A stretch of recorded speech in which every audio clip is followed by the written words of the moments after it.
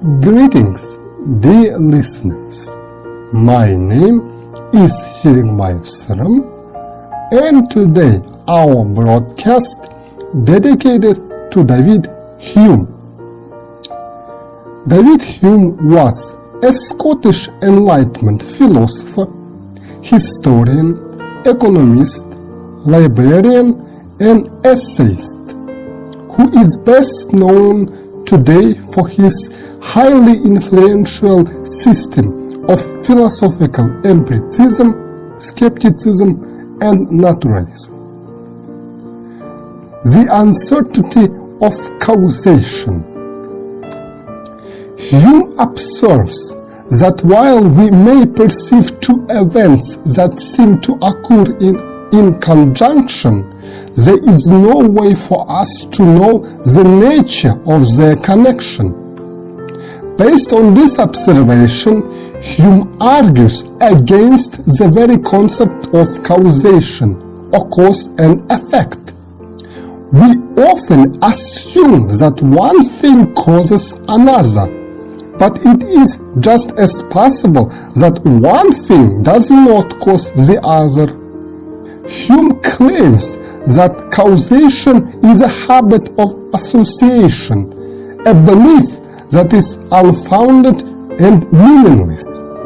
Still, he notes that when we repeatedly observe one event following another, our assumption that we are witnessing cause and effect seems logical to us. Hume holds that we have an instinctive belief in causality, rooted in our own biological habits, and that we can neither prove nor discount this belief. However, if we accept our limitations, we can still function without abandoning our assumptions about cause and effect. Religion suggests that the world operates on cause and effect, and that there must therefore be a first cause, namely God. In Hume's worldview, causation is assumed, but ultimately unknowable. We do not know there is a first cause or place for God. The problem of induction. Induction is a practice of drawing general conclusions based on particular experiences. Also, this method is essential to empiricism and the scientific method. There is always something inherently uncertain about it, because we may acquire new data that are different and that disprove our previous conclusions.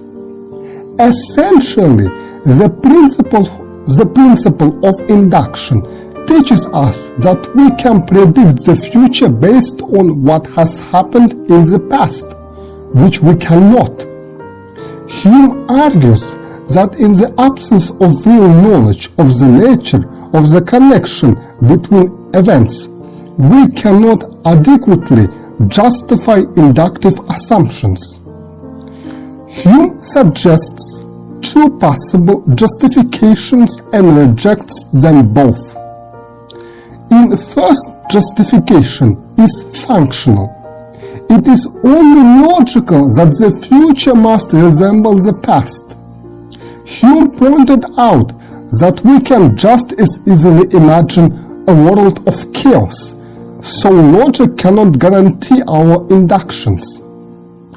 The second justification is that we can assume that something will continue to happen because it has always happened before. To Hume, this kind of reasoning is circular and lacks of foundation in reason. Despite the efforts of John Stuart Mill and others, some might argue that the problem of induction has never been adequately resolved.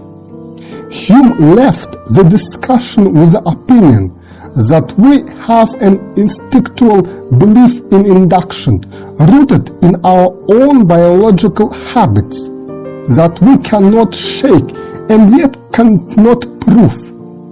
Hume allows that we can still use induction, like causation, to function on a daily basis as long as we recognize the limitation of our knowledge. The division of reason and morality. Hume denies that reason plays a determining role in motivating or discouraging behavior. Instead, he believes that the determining factor in human behavior is passion. As proof, he asks us to evaluate human actions according to creation of instrumentalism. That is, whether an action serves the agent's purpose. Generally, we see that they do not, and that human beings tend to act out of some other motivation than their best interests. Based on these arguments, Hume concludes that reason alone cannot motivate anyone to act. Rather, reason helps us arrive at judgments, but our own desires motivate us to act on or ignore those judgments. Therefore, reason does not form the basis of morality. It plays the role of an advisor rather than that of a decision maker. Likewise, immorality is immoral not because it violates reason, but because it is displeasing to us. This argument angered English clergy and other religious philosophers who believed that God gave humans reason to use as a tool to discover and understand moral principles. By removing reason from its throne, Hume denied God's role as a source of morality. Finding God in orderly universe. Hume argues that an orderly universe does not necessarily prove the existence of God. Those who hold the opposing view claim that God is the creator of the universe and the source of the order and purpose we observe in it, which resemble the order and purpose we ourselves create. Therefore, God, as creator of the universe, must possess intelligence similar, though superior, to ours.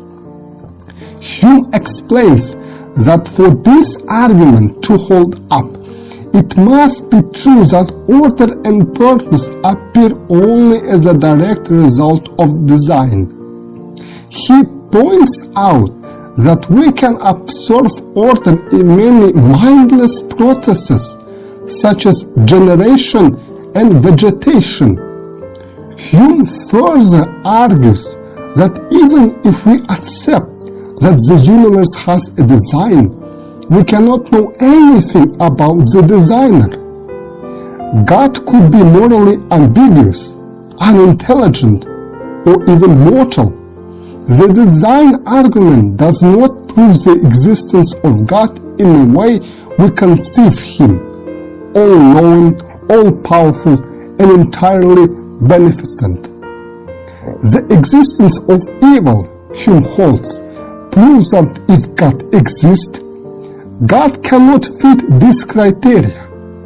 The presence of evil suggests God is either all-powerful but not completely good, or He is well-meaning but unable to destroy evil, and so not all-powerful. The bundle theory of the self.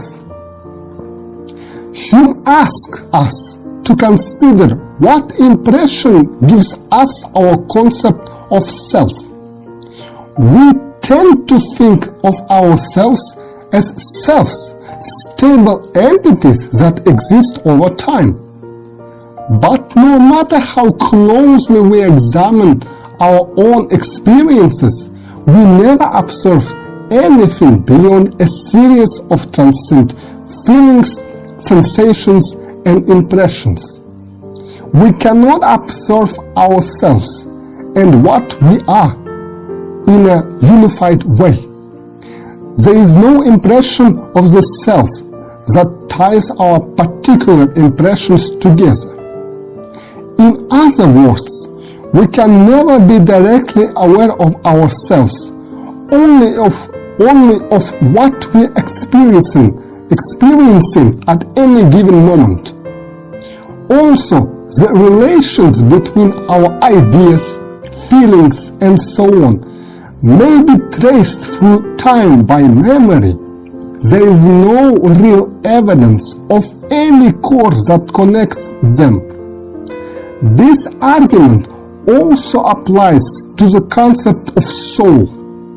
Hume suggests that the self is just a bundle of perceptions, like links in a chain. To look for undefined self beyond those perceptions is like looking for a chain apart from the links that constituted it.